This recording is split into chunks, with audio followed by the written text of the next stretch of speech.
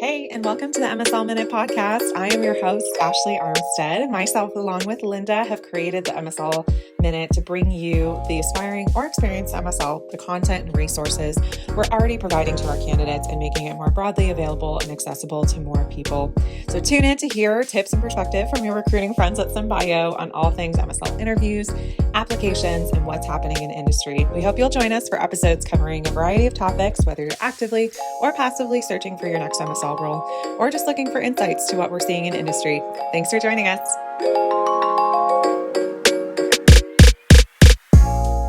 Welcome back to the MSL Minute Podcast. We've got a great topic today talking about MSL resumes. And with our almost 100 combined years of MSL experience between our team here and just our niche in the MSL market, I think we have a lot of perspective to offer on the topic of MSL resumes. So without further ado, we'll jump on into some of the hard-hitting and spicy questions that we're getting these days about MSL resumes, and then also talking about some of the common corrections or common changes that we're making alongside of our candidates to help them get their resumes in really good shape. So, Linda, my first question for you is thoughts on a photo on the resume. Leave it, take it off. What do you typically do? Yeah, we don't often see photos on resumes, but they do pop up from time to time.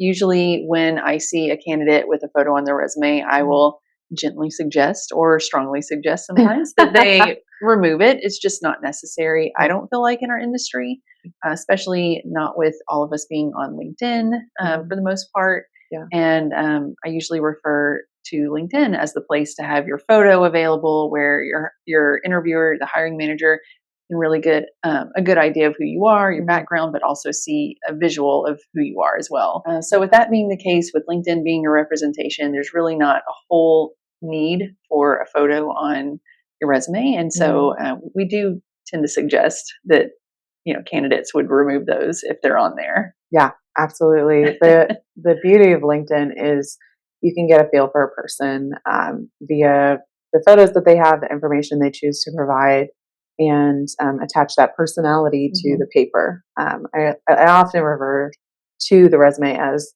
the paper version of a person because that is what it is. But when we talk about MSL resumes, the advice I always give is to keep it very conservative.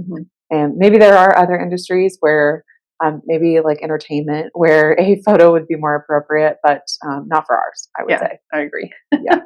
So I'm going to dive into another topic here, kind of a broad subject, but just talking about corrections that you tend to make or tend to see need for correction for on a resume. What are some of the most common things that you come across, want to correct, some of the most common issues? After I take off the photo. No, it's not too often, but most common corrections, I would say there's like the 4 or 5 things that I almost always check for right off the bat before I get into the nitty gritty of reading through each bullet point. A surprising number of people leave their degree off their name, their degree designation. You can find it down in the education section, but they leave it off their name. So always make sure that is up there. Making sure city and state are on there as well. If you don't feel comfortable putting your full address, that's perfectly fine, but make sure you have city, state on there so that they can see where you're located. Phone number and email, make sure they're correct. We did have a situation once upon a time where somebody kept getting email invites to the wrong email, and we eventually traced it back to the resume. So make sure those things are correct so they can get in touch with you. That's pretty essential. The other thing I'm looking for is that I see more often than I should is the resume bullet points being the same from one job to another. You may have multiple MSL positions in your background and be doing essentially the same job, but your bullet points shouldn't all read the same.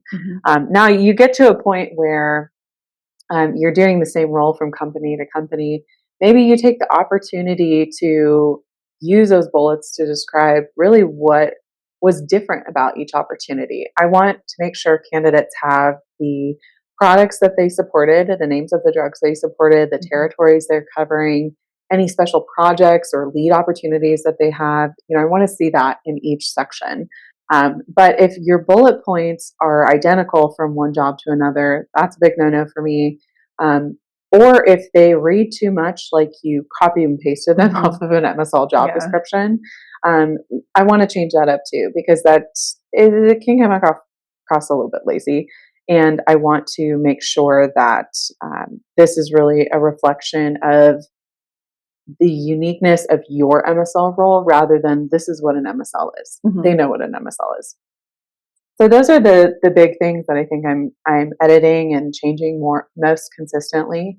The last little thing that I'm always checking for is making sure the months of employment are on there. Some people will choose to put 2021 to 2023 on there, but I really want to see those months because that could be 2 years or it could be 3, depending on what the months looks like. And it's something that the hiring managers are going to come back and ask me about anyway, so I might as well have you correct it on the front end. So those are really the things I think that I change most frequently or are checking for most frequently when a candidate is sending their resume to me and asking for feedback. Well, on that subject of what we look for and catch, let's talk a little bit about formatting. I know we all have eagle eyes when it comes to catching these. Nobody more than our boss Mary, who can spot Mary Morton is the queen on this topic. Inconsistency in formatting from across the room, I swear. But yeah, what formatting issues are you looking for? Yeah. I think the most common are going to be font sizes and font types, using Times over here, Arial over here. We want to make sure there's consistency throughout the document, making sure that the bullet points on job 1 and bullet points on job 2 are the same font size or the same bullet type even, and making sure there's consistency. I don't think candidates are necessarily doing this on purpose. I think what happens is they get a great format or template that they love. Maybe they're downloading it from Microsoft Word. Maybe they're downloading a beautiful one from Etsy. I have seen some beautiful ones, which I'll circle back to that later. And they're editing it and they're not taking my advice to consistently edit as they move through the job. They're waiting 3 years to do it. And that template is not available anymore. So then they're trying to kind of replicate it and duplicate it, and they're not getting that exact match. And so you've got this type of bullet over here with this font and this indentation, and then something completely different for the rest of your document. And so really, when we talk about keeping resumes conservative, this is the easiest way. Save yourself the trouble. Find a very conservative template that you're using that is easy to edit and modify, and you won't have those problems down the line when you're trying to add things in, add a new position in, and make it fit within that pretty template that you used earlier. And on the topic of templates as well, I've received some resumes that are gorgeous, and for somebody who looks at resumes all day like myself, I am drawn to them. However, I recommend that candidates be careful when they use these because the applicant tracking systems that most companies are using these days don't love them. Now, if you're working with a recruiter, well, I should say, if you're working with SEMbio, we're working directly with the hiring manager. They're getting that to their inbox, also maybe through the applicant tracking system, but there's a little bit of less of a concern there. But what I would suggest is if you really want to have this beautiful one, also have a conservative one that is great for the applicant tracking system. If you are, we have some candidates that are doing in-person lunch or dinner meetings with our clients this week, and we're going to encourage them. Make sure you have a copy of your resume that you can provide to your interviewer at that dinner meet. If you want to use your beautiful resume for that kind of a situation, go for it. But keep that conservative one for the applicant tracking system. It will make sure your resume is processed by their system and just make it a more seamless process for you. So that's what I definitely recommend there. It's not something that you need to go out and spend $300, $400, $500 on the resume. It's just not really needed for our industry. Our industry likes a really conservative approach to that. I agree. Nothing wrong with a good old-fashioned Word document. ATS can read it and save the lovely ones for handing out in person. I love that. Yeah. So whether people are job searching or not, every once in a while I do see MSLs posting their resume to LinkedIn in Mhm. addition to their LinkedIn information. What are your Mm, thoughts on that? Is it needed? Are there pros and cons to that? that's a great question. I would generally say no, it's not needed. And in this instance, I'm not a doomsday, glass half empty kind of person. However, there are people who are not as ethical Mhm. as us. And I would hate for somebody to find themselves in a situation where somebody downloaded their resume and Mhm. used it without their permission. And I think uploading the resume kind of opens the door for that. Mhm. Um, with all the bots and all these things out there these days, I would just say maybe don't. Mhm. It's a lot of the same information that you have on the person's LinkedIn, especially if you're the kind of person that puts your address on your resume. You don't want Mhm. that out there. So I would just generally say probably not necessary. I know some people like to because they like to have all their publications information and presentations and all of that. And there is a way to upload that to LinkedIn. It can be a little tedious, but if you really want that on there, I think that's the better way to go than actually having your resume because you just don't want to find yourself in a situation where there was some kind of ethical breach Mhm. with somebody downloading your resume. You get a call from a hiring manager about a job you didn't apply for. So, Happens. yep, It does happen. it does happen. Not often, but it Mhm. can. And so that's the kind of word of caution I think I would offer Mhm. somebody asking. Good advice. Very good advice. Kind of following that same thought about putting information on the resume that maybe you don't need. Um, should you include your references there? Mm. I generally take it off. Mhm. If I'm working with somebody on their resume, I will suggest to them that they take it off. Mhm. Um, or sometimes people put, references available upon request. You don't need to say that. They're going to request it. So, adding that on there doesn't really do much for you. But I have seen some instances where people will list their supervisor. I think it's usually pharmacists who like to do this, but they'll list their supervisor within their different positions. And that can be an invitation for people to look at it as if it were a reference. And so Mhm. I'd just be a little cautious about that because you never, if that information is offered up, you never know, you may not know who's going to take you up on that. Mhm. And it is information you're giving away freely. So I would just be a little cautious there, um, including those references on there. Part of the service that we offer our clients is to conduct confidential background checks for our clients. And so we will be doing those background checks for them, or sometimes they like to do them themselves, but Mhm. generally they like us to do them. So we will be doing those and it's confidential and we'll get that information when the time comes. It's not really something I think you need to include on the resume. Really use that real estate that you have on that piece of paper to detail who you are and what you've done. I Mhm. think that's really a better use of space. Okay. I have one last question. Being that we are in 2024, Mm. video resumes. Is that a new thing? Is that the future? What are your thoughts? I've heard some people say, kind of in passing, maybe I'll do a video resume. And I don't feel qualified to have an opinion on this yet because I haven't seen them. Mhm. I've heard of them in a theoretical sense, but I have not seen one.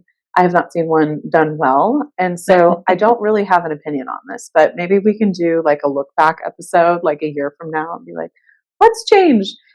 But with that said, I would point people to our LinkedIn episode to talk about how you are creating a person or a persona on LinkedIn and how you are inviting people to get to know you as a person through your LinkedIn profile, be that photos, videos, whatever the case is, and use that to your advantage. When we are coaching our candidates on prepping for their interviews, one of the things I suggest is, okay, if you're not going to have a video interview, maybe it's just a phone call, hop onto their LinkedIn, pull their LinkedIn profile up, see their picture, look Mhm. at their picture while you're talking to them. It creates a warmer environment when you don't have somebody to look at like you would in a Zoom call. and it creates a more kind of personal relationship, I think. Um, Another option that you can utilize when you are preparing for an interview is search that person's name on the company website or pop it into Google with the company name. Maybe they were interviewed for a video that is published on their company's website, and you can get a little bit of a feel for who they are um, as you're preparing for an interview. So, kind of stepping away from the resume to talk about the interview, but there's lots of different tools that you can use for someone to get to know you and for you to get to know someone else. LinkedIn is a great platform for that. I would say at this point, we're not seeing a lot of that on. We're not seeing a lot of those video resumes, but who knows? You never know. Thanks for the question. Hey, sure. We love talking about this topic. Love helping people get their resume in great shape, and many people choose to have the resume be kind of a living document that is tailored for each individual position, and that's the way to go. You really want to put your best foot forward, and that is going to look different from one position to another. But helping people get a really good base document that is polished and professional, that we can tweak and tailor for each individual role, is something that we do all the time. Love to help. So glad we got a chance to share the knowledge, share the love with all of our friends listening. And if you have specific questions, message us on LinkedIn, message our recruiters. We love to help. Really, we can provide a source of feedback for you in this department that is specific to MSL resumes, which I don't feel you get in some of the resume services out there. So we're happy to do that. Excited to do that. Yeah. And thanks to everyone for tuning in.